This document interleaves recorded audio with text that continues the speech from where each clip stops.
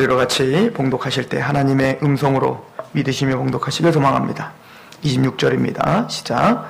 이와 같이 성령도 우리의 연약함을 도우시나니 우리는 마땅히 기도할 바를 알지 못하나 오직 성령이 말할 수 없는 탄식으로 우리를 위하여 친히 간구하시느니라. 마음을 살피시는 이가 성령의 생각을 아시나니 이는 성령이 하나님의 뜻대로 성도를 위하여 간구하심이니라. 우리가 알거니와 하나님을 사랑하는 자 곧 그의 뜻대로 부르심을 입은 자들에게는 모든 것이 합력하여 선을 이루느니라.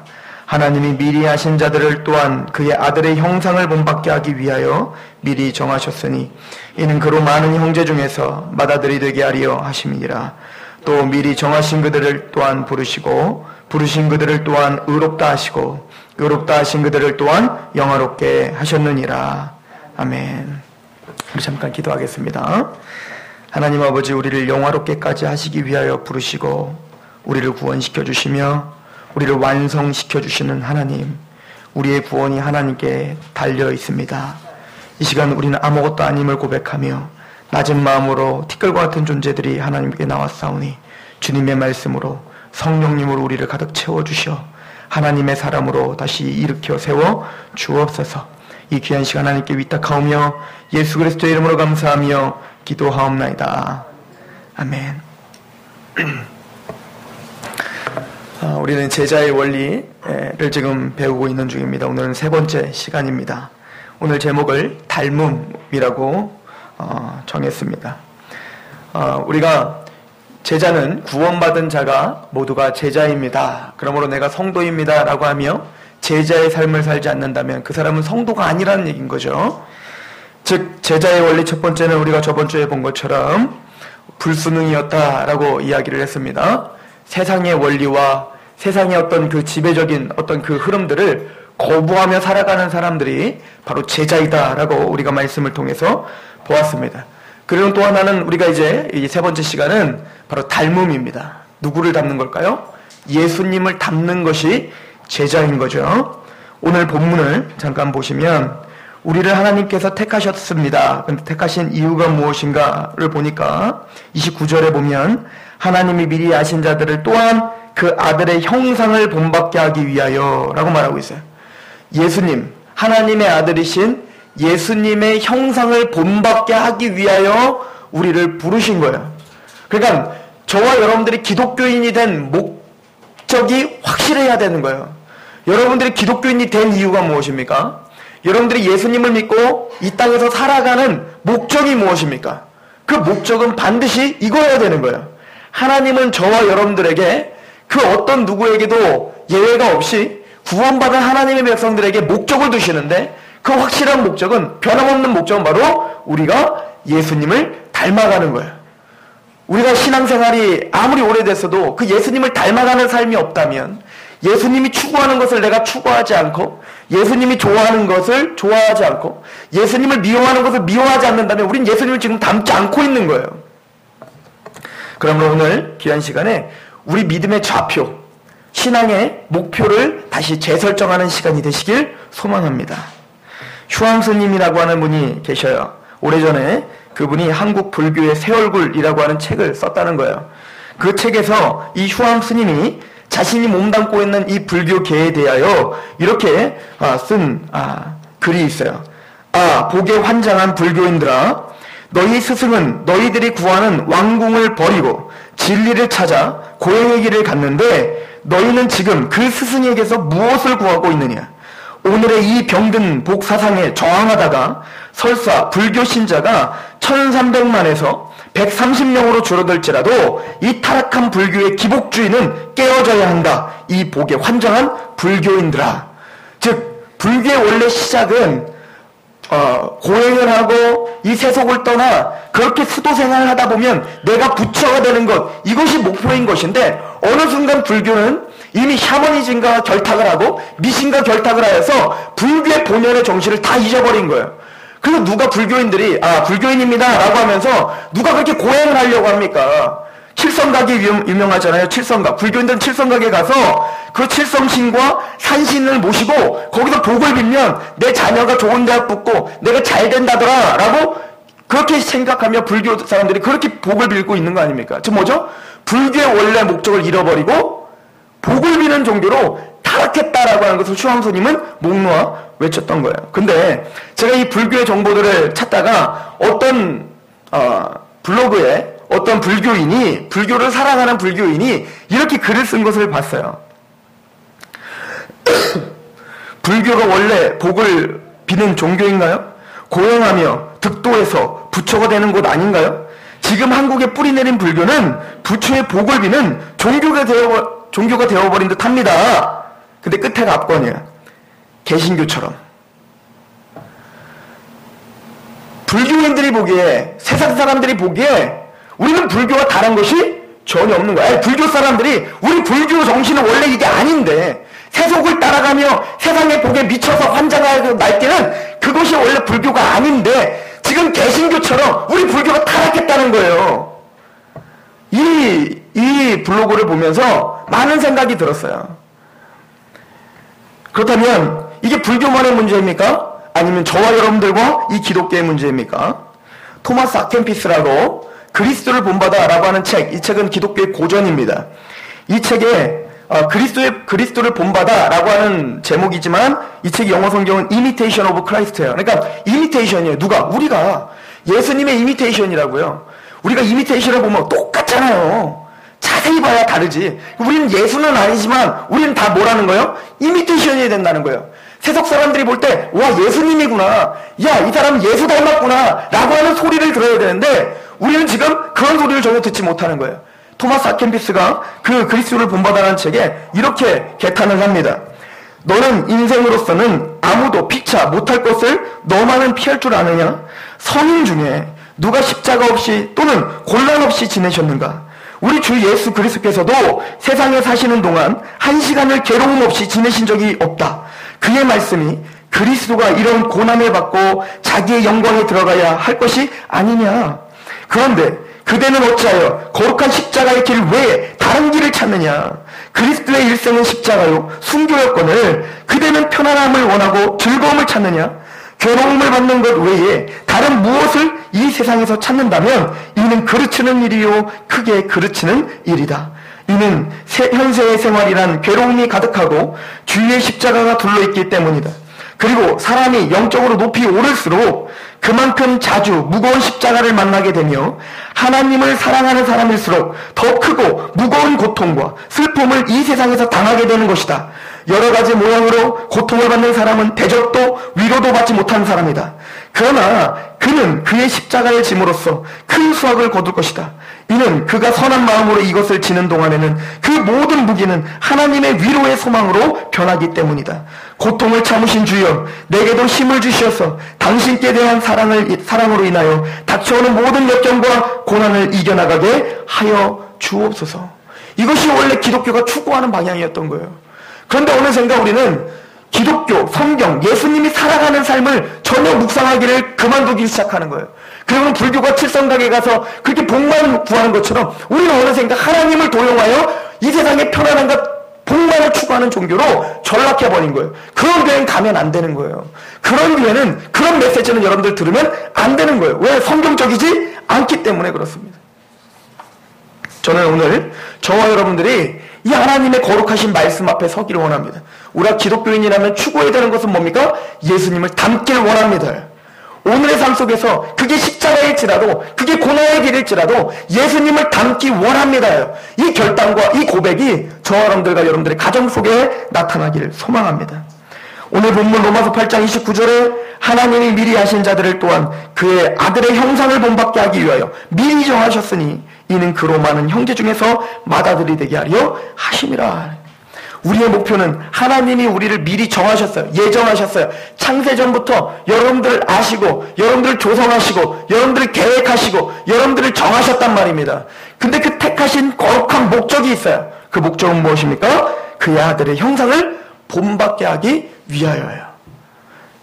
저 여러분들은 과거적인 거죠. 하나님을 우리를 이 땅에 있게 한 존재를 한 번도 바꾸신 적이 없어요. 여러분들의 삶 속에서 하나님의 형상을 본받게 되길 원합니다라는 기도가 터져나오시길 소망합니다. 그게 제자요, 그게 구원받은 거듭난 성도인 거예요.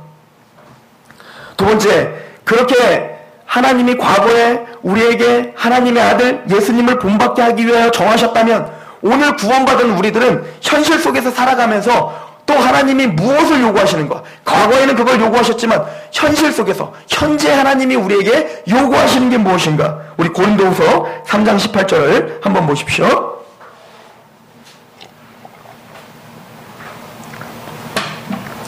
우리가 다 수건을 벗은 얼굴로 거울을 보는 것과 같이 주의 영광을 보매 그가 그와 같은 형상으로 변하여 영광에서 영광에 이르니 곧 주의 영으로 말미암느니라.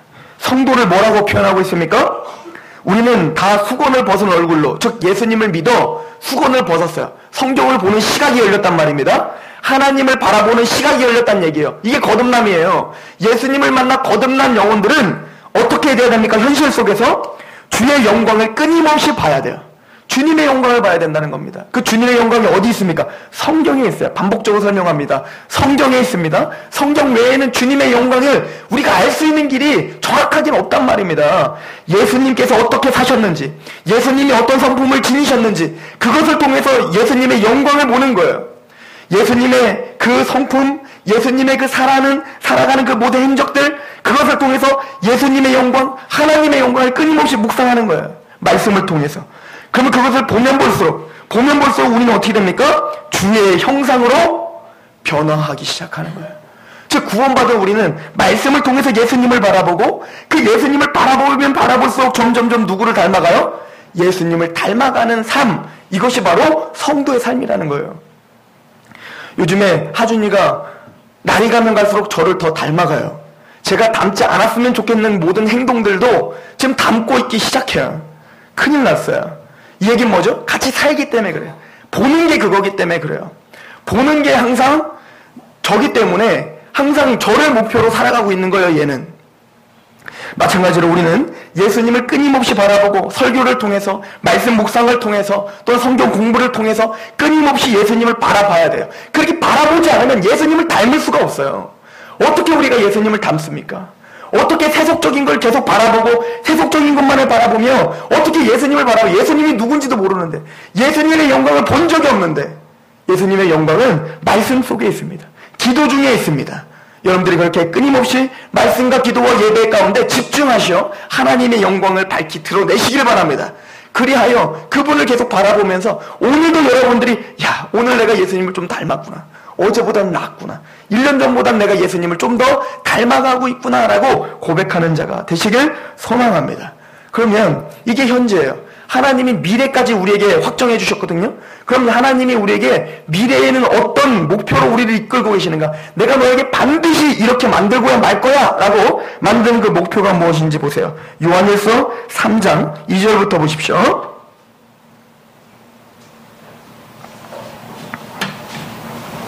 요한일서 3장 2절부터 보시면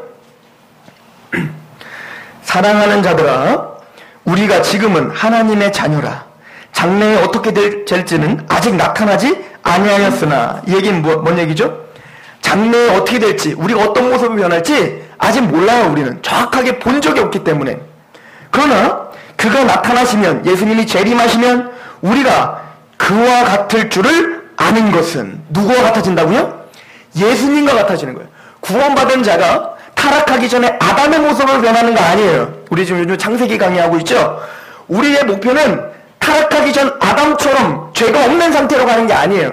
우리는 예수님의 십자가로 우리의 죄를 씻어서 아담의, 죄가 없었던 아담의 상태로 가지만, 그것보다 더 뭐요? 영광스러움으로 가득 채워진 예수 그리스도의 상태, 완성된 상태로 간단 말이에요. 그러니까 우리는 하나님이 어디로 인도할 거예요? 반드시 저와 여러분들이 거듭났다면, 구원받았다면 예수님처럼 만드실 거예요. 이것이 우리의 목표예요. 다시 한번 읽어보면 우리가 그와 같을 줄 아는 것은 그의 참모습 그대로 볼 것이기 때문이다. 주를 향하여 이 소망을 가진 자마다, 자 보세요, 주를 향하여 이 소망을 가진 자마다 그의 깨끗하심과 같이 자기를 어떻게 한다? 깨끗하게 하느니라. 이 소망을 진짜 갖고 있다면 이게 크리스찬이에요. 이 소망 없다면 우린 크리스찬이 아니에요. 내가 마침내는 예수님처럼 되겠지. 그럼 우리는 그 말씀 속에 어떤 마음이 들어요? 오늘도 낙심하죠. 낙심해요. 죽었다 깨나도 난 예수님처럼 안 될 것 같거든요. 그럼에도 불구하고 진짜 소망을 갖고 믿음 있는 사람이라면 나 안 돼. 나는 이미 베린 몸이야. 라고 내 몸을 그냥 내가 방치하는 게 아니라 내가 할 수 있는 한 하나님의 말씀으로 어떻게 하는 거 예수님처럼 나를 깨끗하게 하려고 하는 몸부림 있는 사람. 이게 구원받은 사람인 거죠. 이게 이 소망을 제대로 갖고 있는 사람인 거죠. 우리 귀한 하나님의 성도들은 모두가 다 하나님이 나를 예정하신 목적을 바로 예수님을 닮는 거구나. 오늘 하나님이 나에게 현실 속에서 나에게 원하시는 것은 바로 예수님 닮는 거구나. 하나님께서 미래에 우리에게 확정한 모습, 내가 반드시 가야 될 모습이 바로 예수님을 닮는 거구나. 이 목표를 잃지 않으시길 소망합니다. 이거요. 이게 신앙이에요. 이것을 위해서 우리를 불러주신 거예요. 그렇다면 예수님이 우리가 따라야 될 그 본, 예수님이 보여준 그 예수님, 우리가 닮아야 될 그 예수님의 모습이 어떻습니까? 우리가 그것을 다 말할 수는 없지만 저는 세 가지만 우선 얘기하려고 해요. 첫 번째는 성육신입니다.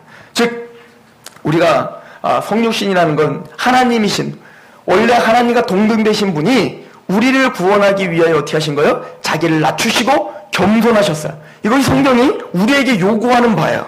빌립보서 2장 5절에 보시면 너희 안에 이 마음을 품으라 곧 그리스도 예수의 마음이니. 그러니까 우리가 예수님을 닮는다는 것은 예수님의 성품을 닮는다는 거예요. 우리가 교회를 나와 신앙이 성장한다는 것은 외적인 것으로는 절대 이 사람이 예수님을 닮고 있는가, 이 사람이 정말 신앙이 성장하고 있는가, 이 사람이 영빨이 센가, 이것을 외부적인 것으로는 절대 판가름할 수 없어요. 아무리 신령한 은사들을 얘기하고 내가 기도 응답을 엄청 많이 받았다고 이야기하고 내가 기도를 매일매일 한다고 할지라도 그 성품이 변화되지 않으면 그 사람은 지금 예수님을 닮지 못한 거예요. 그 사람 신앙이 실패한 거란 말입니다. 너희 안에 이 마음을 품으라는 거예요. 곧 그리스도 예수의 마음이라는 거예요.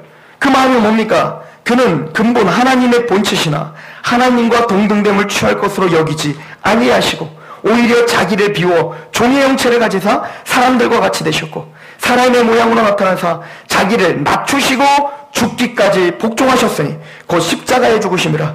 이름으로 하나님이 그를 지극히 높여 모든 이름 위에 뛰어난 이름을 주사 하늘에 있는 자들과 땅에 있는 자들과 땅 하에 있는 자들로 모든 무릎을 예수의 이름에 꿇게 하시고 모든 입으로 예수 그리스도를 주라 시인하여 하나님 아버지께 영광을 돌리게 하셨느니라. 낮아짐, 겸손. 이 사람을 위하여 내가 더 낮아지고 이 사람을 위해서 내가 더 겸손하고, 이것이 신앙의 성장인 거예요.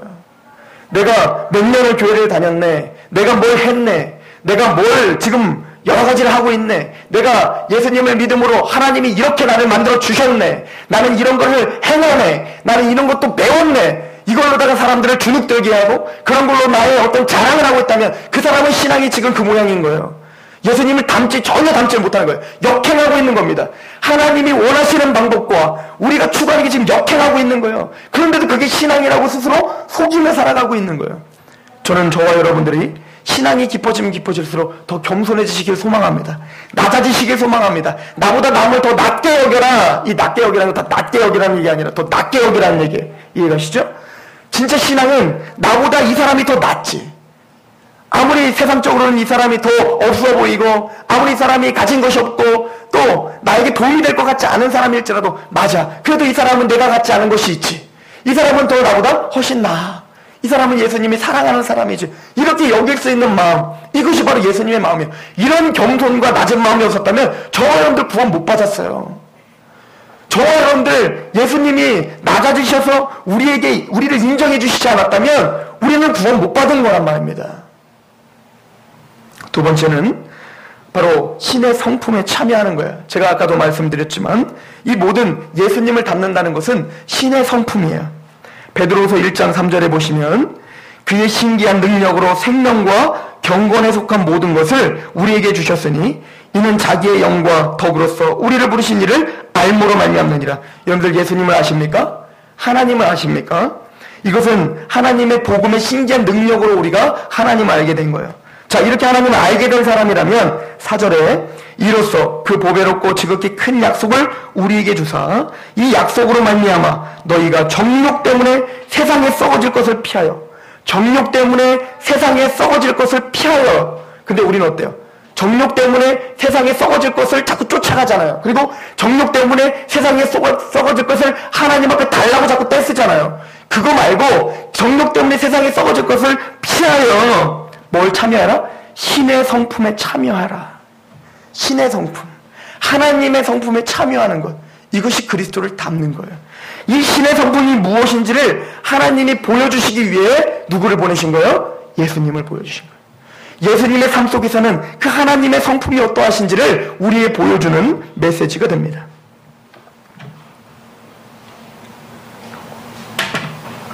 예수님은 사랑이 많으셨죠. 그죠? 사랑이 많으셨어요. 근데 예수님은 사랑하시되 말로만 사랑하지 않았죠.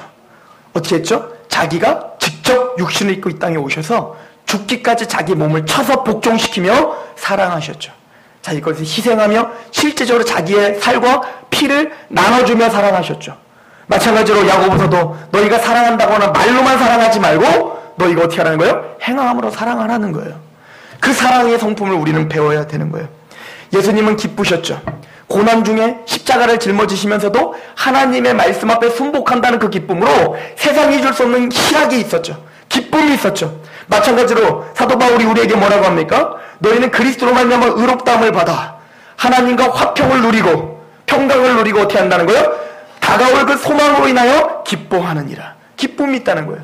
세상이 줄 수 없는 그 자족하는 마음이 우리에게 있더라는 거예요. 이 예수님이 우리에게 보여주신 삶인 거죠. 예수님은 화평하셨죠. 예수님이 가는 곳마다 싸움이 일어난 게 아니라 예수님이 가는 곳마다 뭡니까? 화해가 일어났어요. 우리가 원수되었는데 하나님과 원수됐는데 우리 예수님이 오시니까 하나님과 우리가 화해됐어요. 우리가 화평을 누리게 된단 말입니다. 예수님이 가는 곳마다 하나님의 평강이 주어지기 시작합니다. 마찬가지로 우리가 가는 곳마다 그 사람이 하나님과 화해하는 역사가 일어나야 되는 거예요. 우리가 가는 곳마다 싸움이 일어나는 게 아니라 우리 상록교회 성도들이 가는 곳마다 그 회사가, 그 가정이 자꾸 평강해지는 거예요. 이 사람을 통하여서 자꾸 하나님을 알게 되고 그리고 서로 싸우던 사람들이 화해되는 역사가 일어나는 거예요. 이 화평이 일어나요. 오래 참음이 있었죠. 예수님은 우리를 바라볼 때 얼마나 오래 참으셨습니까? 예수님이 우리를 바라볼 때 얼마나 우리를 일생을 참아주셨잖아요. 게다가 구원시켜놓고 포기하지 않고 죽을 때까지 우리를 어떻게 하십니까? 오래 참고 기다리고 계시잖아요. 다 알잖아요. 우리가 알잖아요. 우리 스스로 예수님이 하나님이 우리를 얼마나 오래 참고 계시는지 알고 계시잖아요. 그 얘기처럼 우리가 상대방을 바라볼 때 오래 참으로 인내함으로 바라보라는 얘기 아니겠습니까? 자비하셨죠? 예수님은 우리에게 자비를 베풀어 주셨잖아요. 긍휼을 베풀어 주셨지 않습니까? 우리 아들을 바라볼 때, 손녀를 바라볼 때, 손자를 바라볼 때 뭘 줘도 자꾸 불쌍해 보이고 줘도 자꾸 뭔가를 줘도 끊임없이 뭔가 부족한 것 같은 그런 마음이 있잖아요. 그런 것처럼 우리가 사람들, 어떤 불행을 당한 사람들, 성경에서는 고아나 가부나 그런 소외된 사람들을 바라볼 때 끊임없는 긍휼의 마음, 자비의 마음이 솟아나는 거예요. 양선이 있었죠. 충성이 있었죠. 예수님 죽기까지 하나님의 말씀 앞에 복종하는 성품, 그 기쁨이 예수님에게 있었죠. 우리에게도 요구되는 거 아닙니까? 맡은 자에게 구할 것은 충성이니라 라고 성경은 말합니다. 온유하셨죠. 화를 내지 않았어요. 예수님은 끊임없이 온유함으로 그들을 변화시켜 주셨어요. 절제하셨죠. 예수님이 하고 싶은 대로 다 했다면 우리는 구원 못 받았단 말입니다. 예수님은 절제하셨어요. 제가 지금 읊어드린 게 뭡니까? 바로 신의 성품이에요. 이것을 갈라디아서는 뭐라고 하냐면 오직 성령의 열매는 사랑과 희락과 화평과 오래 참음과 자비와 양성과 충성과 온유와 절제니 이 같은 것을 금지할 법이 없느니라. 즉 우리 안에 예수님을 믿으면 성령님이 거하시면 성령님이 계시다는 증거가 바로 이 성령의 9가지 열매라는 거예요. 성령님이 우리 안에 충만합니다. 성령 충만 불러 자꾸 우리가 막 불러 하고 있는데 그렇다면 그 사람의 성품이 변해야죠. 성령 충만하다면, 성령이 가득하다면 그 마음이 변해야죠. 어떤 방언을 많이 하고 쓰러지는 것을 많이 하는 게 아니라 방언을 안 해도 돼요. 안 쓰러져도 돼요. 뭐 불이 하늘에서 떨어지지 않아도 돼요. 그건 사탄도 해요. 그게 중요한 게 아니라 우리가 성령 충만하면 끊임없이 우리는 성품이 변화되고 있어야죠. 사랑하지 못하던 걸 사랑하고, 절제하지 못하던 걸 절제하고, 양선하지 못한 걸 양선하고, 그리고 예수님을 오늘 닮아갔구나. 그래서 그의 영광을 바라보며 내가 이렇게 영광스럽게 변화하고 있구나 때문에 기뻐해야죠. 이것이 신앙이라고 성경은 반복적으로 한 번도 다른 얘기한 적 없어요. 성경 찾아보세요. 어떤 외부적으로 보여지는 어떤 의리의리한 궁궐, 내가 예수님 믿어갖고 기도 많이 했더니 이렇게 부자 됐습니다가 이 사람 참 믿음 좋구나 라고 말한 거 하나도 없단 말입니다. 때로는 그 사람들 질책했지. 또 막 고린도 교회가 막 방언도 하고 막 예언도 하고 뭐 병 고치는 의사도 있었는데 고린도 교회가 사도 바울이 칭찬하던가요? 너희들이 믿음이 있는가 내가 스스로 시험해봐라 라고 화내지 않습니까? 그게 신앙 아니야 라고 이야기하고 있는 거예요. 저와 귀한 하나님의 성도들은 신앙의 목표가 예수님의 성품을 닮아가길 원합니다. 이렇게 기도하시는 저와 여러분들에게 소망합니다. 우리를 그래서 뭐라고 합니까? 보배를 담은 질그릇이다 이렇게 말하죠. 우리는 질그릇이에요. 우리는 깨어지기 쉬워요. 맞아요. 우리가 아무리 이런 설교를 들어도 우리 듣고 나가면 또 깨져요. 그러나 우리에게는 뭐가 담겨져 있습니까? 보배가 담겨 있는 거예요. 그것을 아시고 우리에게 하나님께서 그런 걸 요구하신다는 것은 감당할 수 있는 능력도 우리에게 주신다는 것입니다. 자, 이렇게 살다 보면 힘들까요? 안 힘들까요? 힘들어요. 이걸 뭐라고 합니까? 십자가라고 한다고요. 이 예수님의 성품을 따라서 살다 보면 내가 뭔가 미치는 것 같아요. 이게 뭐라고요? 십자가라는 거예요. 주님은 그 십자가의 길을, 자기 십자가를 지고 따라오라는 거예요. 예수님처럼. 제가 한 영상을 접했어요. 이 영상을 찾아서 본 다음에 제가 한 4번은 본 것 같아요. 제가 우리 교회 홈페이지에 올려놨으니까 꼭 찾아서 보십시오.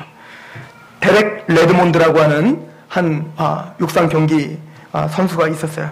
1992년 여러분들이 잘 아시는 스페인 바르셀로나 올림픽에 있었죠. 그때 400m를 출전한 겁니다. 이 데렉 레드몬드는 강력한 우승 후보였어요. 흑인입니다. 이 사람은 영국에서도 영국 신기록을 계속 갈아치운 영국의 영웅이었단 말입니다. 근데 이 사람이 이제 그 출발선에 준비를 하고 있다가 땅 하는 소리와 함께 출발을 합니다. 참가번호 5번이었고요. 그 사람이 힘차게 달려가고 있는 중에 갑자기 오른쪽 다리 150m 지점에서 오른쪽 다리에 힘줄이 끊어져 버려요. 그래서 그 자리에 주저앉아 버립니다. 얼마나 힘들겠어요. 얼마나 아프겠습니까? 여러분들 힘줄 끊어지면 얼마나 아프겠어요. 그러고 있는데 더 아픈 것은 뭘까요? 마음이죠. 지금 이 올림픽을 위해서 그렇게 준비했는데 그 우승 후보까지 될 정도로 그렇게 추앙해봤던 사람인데 모든 게 무너져 버린 거예요. 힘줄이 끊어짐으로. 그리고는 눈물을 흘리면서 그 고통 중에 깨금 발로 뛰기 시작해요. 그러니까 그 진행 요원들이 다 나와요. 그만하시라고. 그런데 그걸 다 뿌리치고 이 데렉 레드몬드는 깨금 발로 계속 뛰기 시작합니다. 얼마나 고통스러운지 얼굴이 다 이그러져요. 너무너무 아픈 거예요. 그걸 보고 있던 어떤 관중이 갑자기 그 경기장으로 뛰어들기 시작합니다. 그랬더니 많은 진행 요원들이 그 사람을 막죠. 막 막는데 그 사람을 다 뿌리치고 뛰어들어서 그 사람을 부축하기 시작합니다. 그 데렉 레드몬드의 아버지인 거예요. 아버지가 그 고통 중에 그 신음하고 있는 그 아들을 바라보면서 도무지 참을 수가 없었던 거예요. 그래서 그 관중에서 뛰어내려서 그 아들을 부축한 겁니다. 그리고 그 아들에게 이렇게 이야기합니다. 아들아, 이제 그만두자. 그만두거라. 그랬더니 그 레드몬드는 이렇게 얘기해요. 아니, 끝까지 완주하겠습니다. 그랬더니 그 아버지는 그 울고 있는 고통 속에 있는 그 아들을 향해 이렇게 말합니다. 그래, 그러면 아들아, 같이 뛰자. 그리고는 그 결승전까지 그 아버지는 그 아들을 데리고 뛰기 시작해요. 즉, 그 아들이 그 완주를 할 수 있었던 이유는 뭐냐면 그 고통 중에 뛰어들어온 그 아버지 때문에 같이 완주를 할 수 있었다는 것입니다. 하나님 우리 아버지가 되십니다. 여러분들이 예수님을 닮아가려고 몸부림을 치면 여러분들은 힘들 거예요. 고통이 있을 거란 말입니다. 그러면 성경은 신음하라는 거예요. 하나님은 그 고통 중에 있는 예수님을 닮고자 하나님이 나에게 정해주신 목표를 향해서 달려가고자 할 때 그 고통과 그 십자가가 있을 때 그 고통의 소리를 신음소리를 하나님 들어주신다는 거예요. 하나님 그 고통소리, 하나님의 그 기도소리는 하나님을 불러내리는 거예요. 그리고 여러분들을 부축하여 같이 나겠다는 거예요. 이것이 오늘 주님이 우리에게 주신 약속인 거예요. 오늘 본문을 한번 보십시오. 얼마나 하나님께서 우리와 함께 하시겠다고 약속하고 있는지. 26절입니다. 로마서 8장 26절, 이와 같이 성령도 우리의 연약함을 도우시나니 우리는 마땅히 기도할 바를 알지 못하나 오직 성령이 말할 수 없는 탄식으로 우리를 위하여 친히 간구하십니다. 성령님이 우리가 고통할 때 더 큰 고통으로 우리를 위해서 탄식하고 계신다는 거예요. 울고 계신다는 거예요. 여러분들이 힘들어서 거기서 주저앉고 싶을 때 그곳에서 여러분들을 잡고 기도하고 계신다는 거예요. 27절, 마음을 살피시는 이가 성령의 생각을 하시나니 이는 성령이 하나님의 뜻대로 성도를 위하여 간구하십니다. 우리가 알거니와 하나님을 사랑하는 자 곧 그의 뜻대로 부르심을 입은 자들에게는 모든 것이 합력하여 선을 이루어요. 성령님이 함께 계시기 때문에 우리를 위해서 기도하고 지금도 우리와 함께 뛰고 계시기 때문에 그 고통은 그걸로 끝나는 게 아니라 합력하여 반드시 여러분의 인생 속에 선을 이룰 거예요. 그럼 그 선이 뭘까요? 내가 잘 되는 거예요? 지금 고통 중에 있다가 내가 앞으로는 잘 되겠지? 잘 먹고 잘 살겠지? 이 선은 아니란 말입니다. 그 선이 뭡니까? 29절, 하나님이 미리 하신 자들을 또한 그의 아들의 형상을 본받게 하려. 이 선을 반드시 이루신다는 거예요. 나는 못해요. 내가 할 수는 없어요. 예수님 닮는 거요? 저와 여러분들 절대 못합니다. 그러나 말할 수 없는 탄식으로 성령님이 나를 위해서 울고 계시고 나와 함께 뛰고 계신다는 거예요. 마침내는 완주까지 하나님께서 하게 하시겠다. 30절, 또 미리 정하신 그들을 또한 부르시고 부르신 그들을 또한 의롭다 하시고 의롭다 하신 그들을 또한 영화롭게 하시느니라. 저와 여러분들을 영화롭게까지 하실, 그리고 지금도 여러분들의 고통과 그 신음 속에 함께 뛰고 계시는 하나님을 의식하시며 하나님, 예수님을 닮기로 결정하시고 예수님 닮는 것에 완주하시며 승리하시는 저와 여러분 되기를 소망합니다. 기도하겠습니다.